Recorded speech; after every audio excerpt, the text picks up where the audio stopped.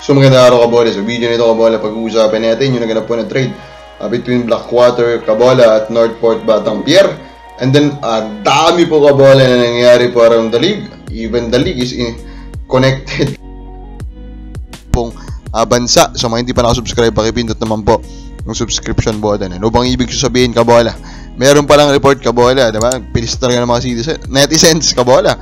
Nakita po nila itong picture Kabola ni Henry Alcantara Kabola with na nanonood Kabola nito nga pong isang PBA game Kabola. And according sa report ni Spin.ph Kabola, regular pala ito Kabola na nanonood ng PBA. So fan ito ng PBA Kabola.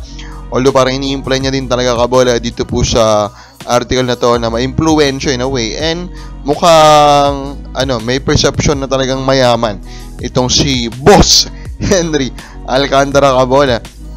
And of course, makasama pa niya dito mga artista Kabola. Mapapatanong ka na lang, engineer ng DPWH Kabola, mga kahalubilo, yung mga artista Kabola na sina Sancho Marudo Kabola, Daniel Padilla. First question marks will be there Kabola. And Kabola, I know this is not of course political podcast Kabola, pero still, diba, we are hoping na matapos na po or ma-improve yung pagkakilanlan or Kabola or way para po makilala itong mga nangungurap nga po sa atin pong kaperahan. Now, Terra Firma Jeep franchise still for sale. And this is a good news Kabola, no?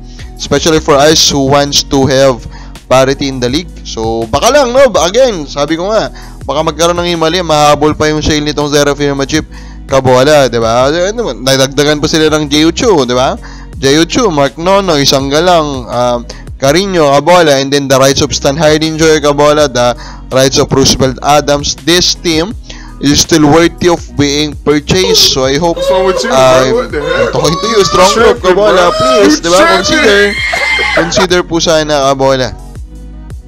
Now, si Governor Delta Pinelda Kabola, ito na, dalawa po na Serbian coaches Kabola ang pinapasok niya sa Converge bilang consultant Kabola, si Rajko Torman and Jovicic Kabola, who is also a proven head coach Kabola. So again, as ito yung sinasabi ko with the way style ni Governor Delta, hindi po ito galing-galingan Kabola. Siya yung head coach, pero papaikutan niya yung sarili niya Kabola of capable minds like these two Kabola. Ganyan ang galawan ni Governor Delta. And basically, ang sistema nila is yung magiging sistema nitong dalawa. So, alam na, di ba Kabola? Alam na. Converge will be a very interesting team in this upcoming season. So, as I say, coaches confused Northport trades nearly during moratorium. So, yun nga, may announcement, di ba? Before naganap yung sale po ng Pure Blend Kabola, na may moratorium itong Northport Kabola, pero naganap pa rin yung trade. Nilabas itong article na ito ng Smin.ph. Hanggang ngayon walang sagot po ang management po ng PBA. It seems like, I'm not sure Kabola, diba? At yung mga gentleman's agreement na lang with the other team Kabola, yung pinapalabas nila na may process pa na mag-undergo si Pure Blends Kabola, and etc. Ano na lang yon, documentary na lang, pero parang 99% sure na yung sale, kaya hinayaan na nila itong mga trade. Pwedeng gano'n po yung nangyari. Pero still Kabola, nilalabag kasi nila yung sinasabi nila. And of course, that is a bad thing to be happening Kabola.